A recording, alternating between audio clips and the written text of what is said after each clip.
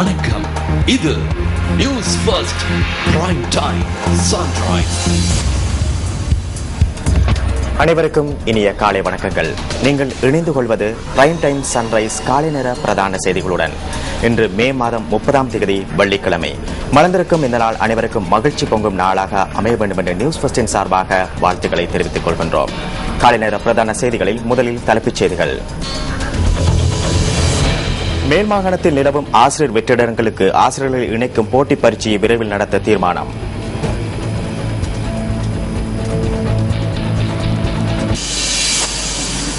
சுற்றுலா விசாவின் மூலம் வெளிநாடுகளுக்கு செல்ல முற்பட்ட 20 பெண்கள் கைது.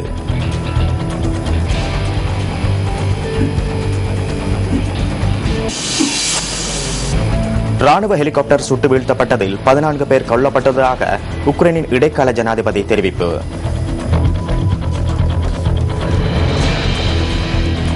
இனி விரிவான செய்திகள். மண் மற்றும் கற்பாறைகள் சரிந்து வீழ்ந்தமையினால் தடைப்பட்டுள்ள மலேக ரயில் மார்க்கமூடான ரயில் சேவைகள் தொடர்ந்தும் பாதிக்கப்பட்டுள்ளன. பண்டாரவெளியிலிருந்து பதுளை வரையான ரயில் போக்குவரத்தை வழமைக்கு கொண்டுவரும் நடவடிக்கை தாமதமடைந்துள்ளதாக ரயில்வே கட்டுப்பாட்டு நிலையம் தெரிவிக்கின்றது. கற்களை உடைத்து அகற்றுவதில் சிரமம் ஏற்பட்டுள்ளதால் ரயில் போக்குவரத்தை வழமைக்கு கொண்டுவர மேலும் 3 நாட்கள் தேவைப்படலாம் என ரயில்வே கட்டுப்பாட்டு நிலையம் சுட்டிக்காட்டுகின்றது. ரயில் பாதை மீது வீழ்ந்துள்ள மண்ணையும் கற்பாறைகளையும் அகற்றும் பணிகள் தொடர்ந்து முன்னெடுக்கப்பட்ட போதிலும் ரயில் பாதையை அண்மித்து வீடுகள் காணப்படுவதால் இந்த பணிகளை முன்னெடுப்பதில் சிரமத்தை எதிர்நோக்கியுள்ளதாக நிலையம் குறிப்பிடுகின்றது. இதேவேளை மலேக ரயில் சேவைகள் தடைப்பட்டுள்ளமையினால் பதுளையிலிருந்து கொழும்பு நோக்கி பயணிக்க முடியாமல் 4 ரயில்கள் தொடர்ந்து பதுளை ரயில் நிலையத்தில் நிறுத்தி வைக்கப்பட்டுள்ளதாக ரயில்வே கட்டுப்பாட்டு நிலையம் மேலும் தெரிவிக்கின்றது.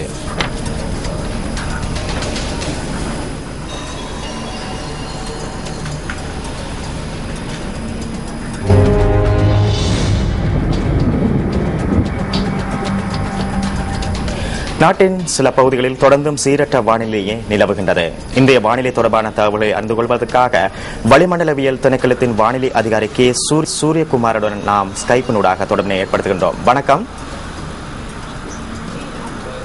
இன்று மத்திய சப்ரகமுவ தெற்கு மாகாணங்களின் சில பகுதிகளில் மழை காணப்படுவதுடன் மேற்கு மாகாணத்தின் சில பகுதிகளில் காலை வேளை மழை காணப்படும். அதே நேரம் கிழக்கு மற்றும் ஊவா மாகாணங்களின் சில பகுதிகளில் பிற்பகல் அல்லது மாலை வேளைகளில் இடியுடன் கூடிய மழை காணப்படும். இந்த இடியுடன் கூடிய மழை காணப்படும் சந்தர்ப்பங்களில் காற்றானது சற்று பலமானதாக வீசும்.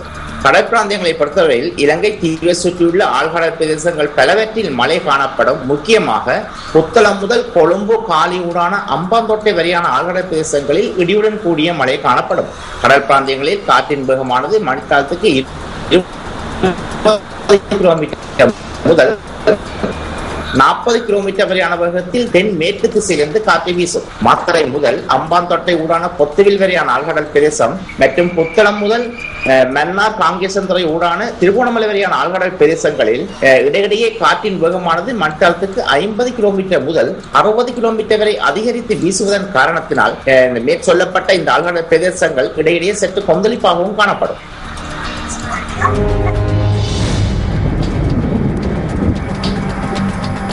மேல் மாகாணத்தில் நிலவும் ஆசிரியர் வெற்றிடங்களுக்கு ஆசிரியர்களை இணைத்துக் கொள்வதற்கான போட்டி பரீட்சையை விரைவில் நடத்துவதற்கு தீர்மானித்துள்ளதாக மேல் மாகாண முதலமைச்சர் பிரசன்ன ரணதுங்க தெரிவிக்கின்றார்.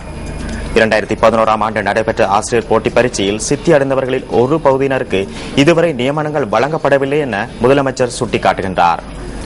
அடுத்த மாதம் 15ஆம் தேதிக்கு முன்னர் அவர்களுக்கான நியமனங்களை வழங்குவதற்கு எண்ணியுள்ளதாக மேல் மாகாண முதலமைச்சர் கூறுகின்றார். இந்த பரீட்சையில் சித்தி அடைந்தவர்களுக்கு பயிற்சி பட்டதாரி ஆசிரியர் நியமனங்கள் வழங்கப்பட்டுள்ளதாக முதலமைச்சர் சுட்டிக்காட்டுகின்றார். இதேவேளை பரீட்சைகள் திணைக்களத்துடன் கலந்துரையாடி இந்த வருடத்துக்கான பரீட்சையை விரைவில் நடத்துவதற்கு எண்ணியுள்ளதாக அவர் குறிப்பிடுகின்றார். ஆசிரியர்களை தெரிவு செய்வதற்கான பரீட்சையை நடத்துவதன் மூலம் ஆசிரியர் வெற்றிடங்களை நிலவும் பாடசாலைகளுக்கு அவர்களை நியமிக்க முடியும் என முதலமைச்சர் தெரிவித்தார். அத்துடன் ஆசிரியர்களுக்கான பயிற்சிகளையும் வழங்கவுள்ளதாக மேல் மாகாண முதலமைச்சர் பிரசன்ன ரணதுங்க மேலும் கூறுகின்றார்.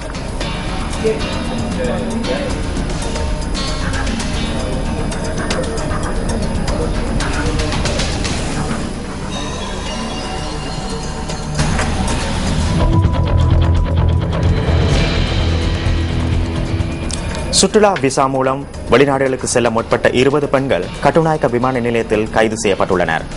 இந்த பெண்களை வெளிநாடுகளுக்கு அனுப்ப முற்பட்டவர்களை அடையாளம் காண்பதற்கான விசாரணைகள் ஆரம்பிக்கப்பட்டுள்ளதாக வெளிநாட்டு வேலைவாய்ப்பு பணியகத்தின் பிரதி பொது முகாமையாளர் மங்கள ரத்தனிய தெரிவிக்கின்றார்.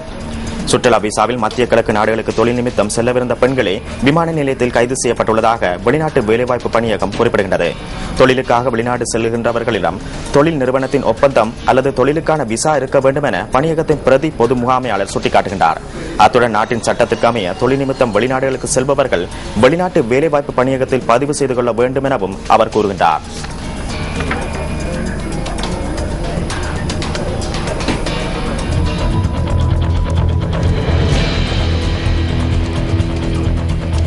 அழுத்கம மொரகொல்ல பகுதியிலிருந்து கடலுக்கு சென்ற மீனவர்களின் வலையில் சிக்கிய பாகங்கள் விமானம் ஒன்றினுடையதாக இருக்கலாம் என விமானப்படை தரப்பு தெரிவிக்கின்றது. இந்த பாகங்கள் தொடர்பில் ஆராய்வதற்காக விமானப்படையின் அதிகாரி ஒருவரை அந்த பகுதிக்கு அனுப்பியுள்ளதாக விமானப்படை பேச்சாளர் விங் கமாண்டர் இகான் செனிவிரத்ன கூறுகின்றார்.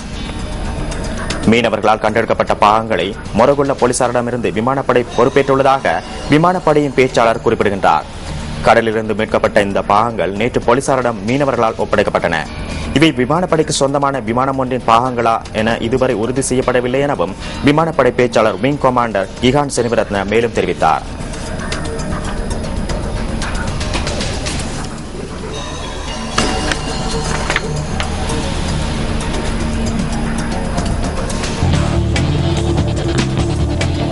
இனி விளையாட்டுச் செய்தி. பைலுனர் குத்துச்சண்டை போட்டியில் சிறந்த வீராங்கனைக்கான விருதை ராணுவத்தின் DK வீரபாகு பெற்றார். இலங்கை பைலுனர் குத்துச்சண்டை சங்கத்தினால் ஏற்பாடு செய்யப்பட்ட இந்த போட்டி கொழும்பு சுகததாச விளையாட்டரங்கில் கடந்த ஞாயிற்றுக்கிழமை ஆரம்பமாகியது. 250க்கும் அதிக பாடசாலைகளும் 25 விளையாட்டுக் கழகங்களும் இந்த போட்டியில் பங்கேற்றிருந்தன. 11 இடைப்பிரிவுகளின் கீழ் நடைபெற்ற இந்த குத்துச்சண்டை போட்டி நேற்றுடன் நிறைவு பெற்றது. 60 கிலோகிராம் இடைப்பிரிவில் விமானப்படையின் குமாரி தோல்வியடைந்த செய்த ராணுவத்தின் DK வீரபாகு சிறந்த வீராங்கனையாக தெரிவு செய்யப்பட்டார்.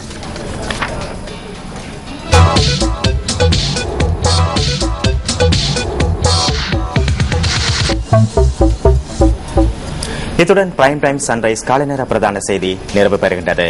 மனதிற்கும் இந்த நாள் மகிழ்ச்சி பொங்கும் நாளாக அமைய வேண்டும் என்று மீண்டும் வாழ்த்துக்களை தெரிவித்துக் கொண்டு விடைபெறுகின்றோம். வணக்கம்.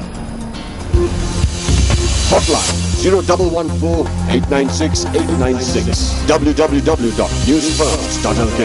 Feedback at newsfirst.lk.